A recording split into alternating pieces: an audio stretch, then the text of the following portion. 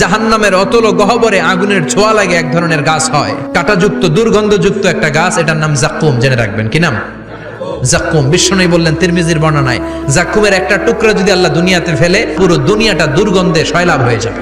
পুরো দুনিয়ার মানুষগুলো জাক্কুমের গন্ধে ওই জায়গায় শেষ, পুরো দুনিয়াটা নষ্ট হয়ে যাবে। ওই কাঁটাযুক্ত জাক্কুম তাদেরকে দেয়া হবে, ক্ষুধার চোটে জাক্কুমই খাইতে শুরু করবে। আহা, খেতেও পারবে না, গিলতেও পারবে না, এবার কয় পানি দাও। জাহান্নামীদের জন্য 4 ধরনের ঝর্ণা আছে। একটার নাম হলো হামিম, মানে ফুটন্ত গরম পানির ঝর্ণা। 2 নম্বরে হলো গসাক, মানে বমি। 3 নম্বরে হলো গিসলিন, দুর্গন্ধযুক্ত রক্ত আর পুজ। 4 নম্বরে হচ্ছে মোহল, পোড়া তেল। খা, দাউ দাউ করে এগুলো থেকে আগুন জ্বলবে, তৃষ্ণার চোটে এগুলোই খেতে চাইবে। এগুলোর পেয়ালা যখন মুখের সামনে আসবে, এগুলোর উত্তাপে গালের গোশত, চোখের গোশত, কপালের গোশত গুলো ঝলসে ঝলসে পানির মধ্যে পড়ে যাবে। তৃষ্ণার চোটে না পেরে ওইটাই গিলবে, যেখান দিয়ে বেরোবে কেটে ছিঁড়ে শেষ হয়ে যাবে। দিস ইজ জাহান্নাম। আমরা জাহান্নাম থেকে পানাহ চাই।